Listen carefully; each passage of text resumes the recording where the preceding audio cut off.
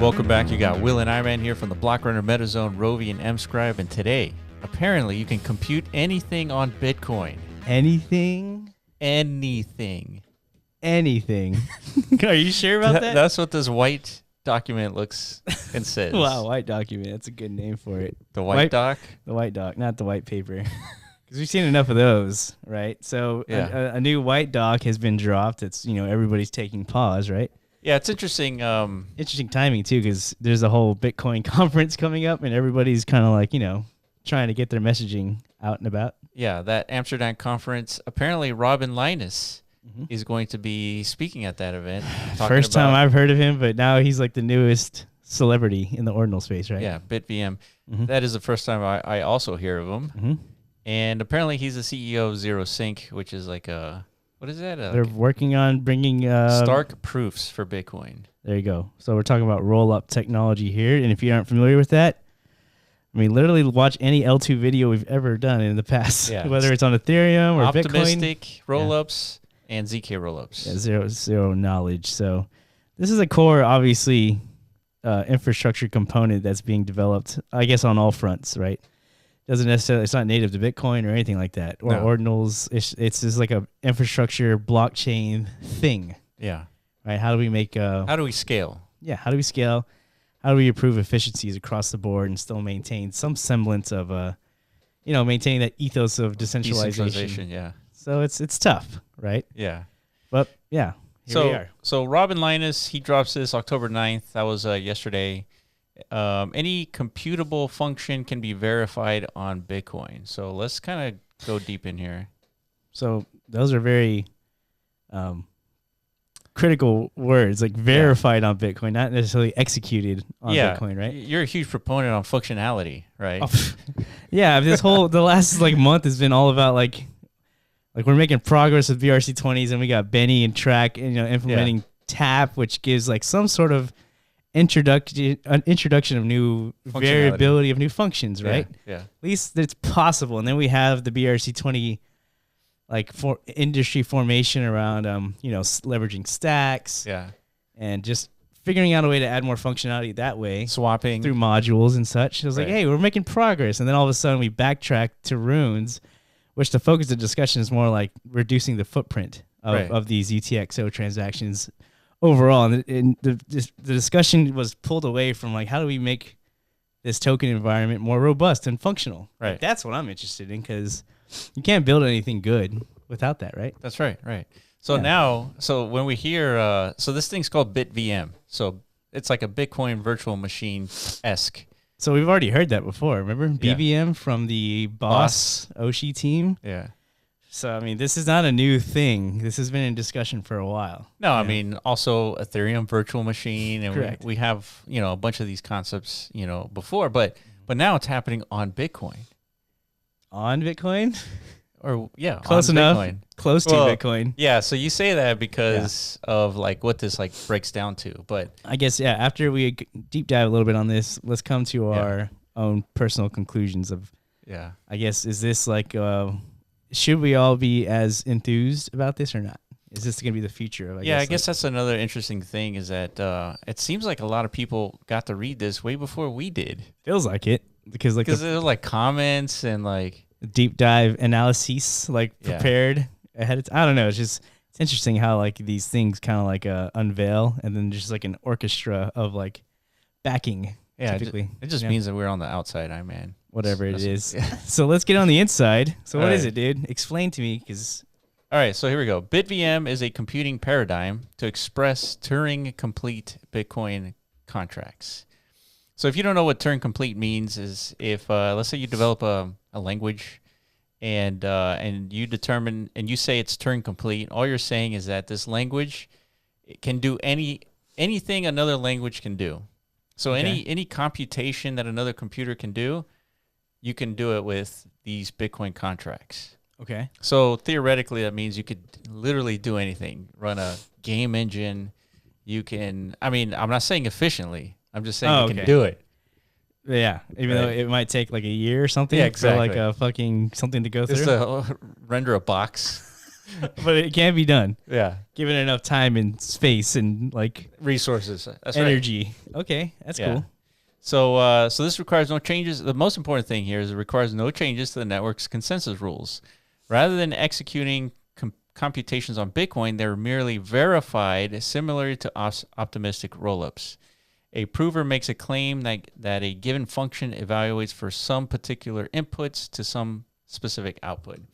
So that's the other component to this, is that you require a verifier and someone, I guess, someone to verify what's happening with these contracts.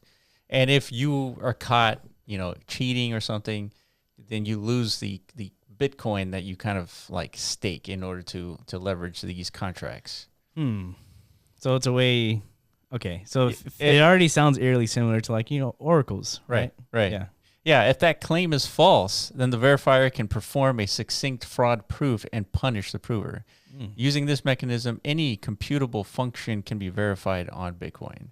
Okay, so let's rehash this just so it makes sense. The functionality, all the things that we need. The things that we're used to on Ethereum, right? Where you can program very specific functions within your dApp or whatever, right? Yeah. Using smart contract languages and whatnot, right? Yeah, and the pre-built templates and whatnot. Yeah, in the case of BitVM, it's going to be off-chain computations. Okay, so what are the downfall risks of that? Well, I mean, in terms of the output of like a computational off-chain process like this, according to what this description outlines, is that any output can be verified. Okay. And so once it's verified, either proven true or false, it's going to either cost the person who set it up, or it's just they lose cryptocurrency as a result. Correct. So, okay. All right. So there's an article here. So Bob Bodley also breaks this down. He does a really good job. It's extremely long, but it's worth a read. And if we go back to the PDF, it's only 8 pages long too. Yeah. Very Satoshi-esque. That's initially what I thought too. Yeah. I wanted to see the page count. If it's like around 8 or 9, we might have our next Satoshi moment, which people are actually claiming. Like this is like the biggest discovery in like Bitcoin's history, right? Yeah. Since Bitcoin scripts. Right. Yeah. So, I mean, it's definitely I've seen very, very positive sentiment behind this. But see, at the end of the day, I mean, no matter how like impactful and how much this can change things for like the developer ecosystem of Bitcoin, right? It is at the end of the day just a white paper, which is the thing that kind of like grinds my gears a bit. Yeah, it is kind of annoying. Because we spoke to the Atomicals team recently, and one of the biggest, and that interview hasn't been released yet, but it will soon. Yes. But one of the things that really kind of like impressed me is they didn't just come out talking a big talk, right? They came out talking a big talk because they've already done all the hard due diligence process of actually building a viable product, right? Yeah. And that's something we don't see enough of. You could paint these visions all day, and I know why it's important. You want to put these ideas out there to kind of like galvanize the devs and the ecosystems and kind of contribute, right? Because sometimes these tasks are just too big for one team to handle. Yeah, and he does outline in the white paper that it's not 100% complete, like done, right? But you can potentially do sidechains using this architecture. It's just not exactly proven out yet. Yeah, and also keep in mind, I could just be fluffing my own self at the moment because this was released like yesterday, and the conference is like in a few days. There is potential for like like an unveil of some sort of usable. Oh, maybe you're right. Usable protocol or something. It's like here's a GitHub link. Go download it and.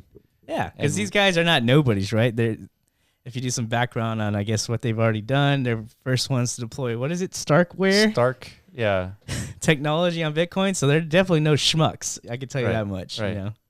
Yeah, so definitely read Bob Bodley's kind of breakdown. We should be talking to Bob very soon as well. Yeah. Yeah, we're going to ask him about BitVM as well. So yeah, dude, we've been getting around for sure in this Bitcoin space. So Bob, I mean, freaking legend, always breaking down the most hardcore like technicals in the space. He is on it. But for good reason, because he's actually building with all of this technology, or like he's looking for the best, I guess. Like he's evaluating it to see if he can use it. Yeah. Yeah, because he's building a platform. Typically, that's what it takes, right? You need to be a developer. building in the space to really identify the problems and, be able to know what's the right solution and what isn't, Yeah, so going back, so this enables more expressive smart contracts on Bitcoin, particularly enables functionality that we thought we need for a soft fork. So in order to kind of run these contracts, we used to think that we needed some sort of fork in order to run like smart contracts, but I guess with this taproot upgrade, we don't need to. So BitVM means Bitcoin can now be Turing complete. So yeah, we talked about this. So this is good, I guess. So maybe this isn't as like far out as I initially thought it to be. Maybe this is something that can be, executed and leveraged very much sooner than later. Yeah, which is desperately needed. Yeah, this isn't just like a concept out of thin air.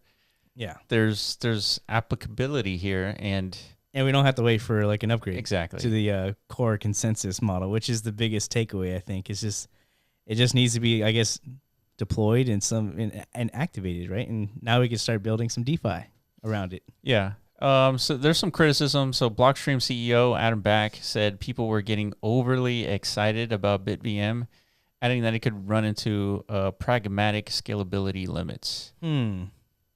But Linus did say that this was a misunderstanding.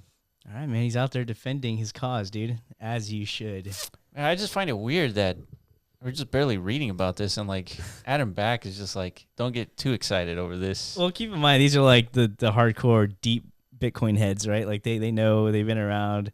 It's probably and a lot of these things like they seem to have like historical context to a lot of any like new innovation that comes out. It's like somebody has attempted something along these lines in the past, because Bitcoin's been around for so long. Sure, that's true. That's a good point. And developers have been trying to like bring about more robustness to Bitcoin since the beginning days. Yeah, that's true. Even like Satoshi had ideas of how to make Bitcoin a little bit more robust. That's true. So yeah, I mean, it's just people building on each other's like ideas and concepts, and I think now is the time to actually start, bringing some of these ideas to the forefront, because obviously there's a market present, right? Where there wasn't before. Yeah, so I think that's the big deal about what's happening on Bitcoin. Is like there's people here who have some experience. Yeah, and now they're coming up with like innovations due to like this taproot upgrade. Like that's really opened up Pandora's box. Yeah, the taproot upgrade, definitely a big one. That's probably going to go down in history as like one of the major inflection points for Bitcoin. Yeah. That seems to be what activated all this interest, and like now we can actually deploy things on Bitcoin and build tertiary value layers on top of it. It's very, very cool, right? And build a metaverse on top of it. Yeah, potentially. We're on our way to that. So we definitely didn't think this was possible a few months ago. No, definitely not. Yeah, dude. Okay, so this article by TheBlock, definitely read it. It's just another way to explain it. They do a pretty good job here. Ethereum like smart contracts. There's another tweet here or post by Willem S. So how BitVM can be used to build sidechains. So the sidechain concept here, I think it was Robin who mentions that it's, even in the comments here, he mentions that it's not entirely complete. But let's go over this tweet here. A misconception everyone had with the BitVM is that it's limited to two parties. That's not the case. Imagine one of the parties, e.g. the verifier, actually being a consortium of parties. So I thought about this too. It's like, the white paper says two parties, right? Mm-hmm. And you have the prover or the verifier, and then imagine that the verifier was like a group of people, right? And like the group of people, like an oracle on, a chain link, they go and verify a claim, right? They verify an outcome. Yeah. And through that consortium, you're able to like come up with like maybe tokenizing something, right? And having an incentive mechanism to actually verify. Because one of that's one of your criticisms. Like, why would anyone participate in this if there isn't like an incentive? Well, yeah, it feels like it's not like a programmatic incentive, I guess, that's much more intuitively attractive, I guess, to some sort of ecosystem actor, right? A verifier is a very critical and a very specific actor within this like whole system, right? That needs to be upheld, or else the whole thing becomes like jeopardized, right? So yeah, typically in history's past, we've leveraged tokens to incentivize this type of behavior within an ecosystem, right? With like the graph, whatever. Yeah. Multiple actors doing different things. Yeah. Upholding the integrity of certain aspects within the ecosystem, whatever. Tokens usually align people to do these types of things. So in this case, you actually have to find some sort of like, I guess, fraud-proof case. Somebody actually, a bad actor through all of your different verifications. And who knows what's the gap in between actually discovering something of discrepancy, right? Yeah. And if I don't ever find one, like, dude, I'm just kind of like allocating my resources and time and effort, and I'm getting no reward. Yeah. Right? So, like, how does that scale in the long run? Yeah. How do you maintain something like that too? Yeah. Do you like intentionally throw a bunch of fraudulent shit into the ecosystem? Right. Just to like, make sure the verifiers are like happy and verifying regularly and are honest themselves. Like there's a lot of considerations when you're trying to build some sort of like a system like this. It feels like every time you come up with some technological implementation of a blockchain, you have to apply some economics to it. Yeah, and game theory. Yeah. And just like, because keep in mind, these are not like fucking AI entities. They're human beings that are responsible for like these checks and balances within the system. Yeah. And human beings have very like human brains. Yeah. You know what I mean? They're incentivized by very similar things, right? So you have to consider all this. Yeah. It's not just code. I mean, everyone just wants to respect code. But whenever human beings are the ones leveraging the code, it can be biased. You introduce a lot of attack vectors, Right. So this two-party mechanic, the prover and the verifier, imagine it's a consortium. Then this becomes a one-N party BitVM where the N can be a consensus model. So this is like introducing the idea of a sidechain on Bitcoin. So this shows you should be able to build a ZK optimistic rollup and drive chains where different parties vote, not the miners with BitVM. See, that's good. Yeah. Just kind of like reduce a little bit of like, miner control of things, Yeah. Especially with drive chains. Maybe that will reduce. Remember drive chains? It takes like 6 months or something like that to for voting. Yeah, I guess to get through like the miner approval to like withdraw. I was experiencing that with Base recently. It takes 7 days to withdraw anything off of Base. I was like, even that's egregious. Something about the withdrawal mechanisms of layer 2s. I guess there's a lot of checks and balances in that as well. But in Bitcoin's case with drive chains, it's like the most ultimate egregious experience. 3 to 6 months, yeah. Fuck that, dude. So if we don't have to consult with miners for everything and we can use this BitVM to, I guess, verify these ZK proofs. Yeah, you'd be able to extract your funds significantly faster. Hopefully. That's my like by these these layer 2 experts saying, "Hey, we can actually leverage BitVM." Yeah.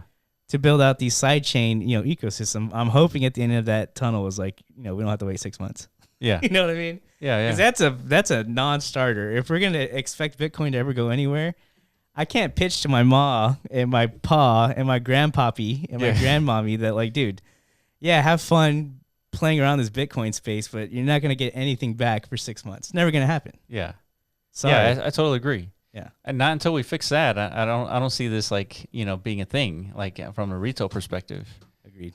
So this is the basis of the Spiderchain. Anyone runs the full code or BitVM, taproot tree, and peg outs are decided with consensus rules where proof of stake voting. POS acts as a fraud proof where you need a threshold, a majority for peg out. Okay, so I guess this is let's figure out who this guy is. So founder of Botniks Labs and the Spiderchain, Harvard breaker of iFeed. Interesting. Okay, so it's just kind of like his interpretation of leveraging BitVM for a sidechain. Yeah, and then this kind of like paints the whole takeaway picture of just how much infrastructure like uncertainty there is on this Bitcoin's ecosystem. Dude, how much? It's like every week we're talking about a new like something new, right? That's what I was gonna say. Yeah, it's like a new consideration to like how do we build out this protocol that is Bitcoin? Yeah, right. And then if you actually contextualize history's past, it's like this community's been having these discussions for like a decade. Yeah, and we're just now getting to like the meat and potatoes. Actually implementing it. Yeah, so it is definitely something to be aware of. It's like, man, there's a lot that needs to be built and agreed on, right? Yeah. I guess that's the surprising thing about all of this is like there's all this new stuff, at least to us, because we spend more time on the Ethereum side of things. Yeah. And like there's an entire like 15-year history of people talking about, smart contracts on Bitcoin, ZK rollups. Yeah, we came in like at the perfect time as developers to Ethereum. It's like for the last 4 years previous our entry, that community spent the time doing this, like working the ins and outs of like what are the right protocols and the right technical infrastructure so that people like us can come in and, build. Yeah. So who knows how long this is going to take, but hopefully we fast track this shit, Hopefully not 4 years, dude. Yeah, because we're ready to biddle, dude. Yeah. We want to build some shit on Bitcoin. All right, that's it for us. Let us know if we missed anything, and if you guys find anything, let us know in the comment section below. Like and subscribe and follow all our Twitter channels, and appreciate it, and we will catch you in the next video. Peace.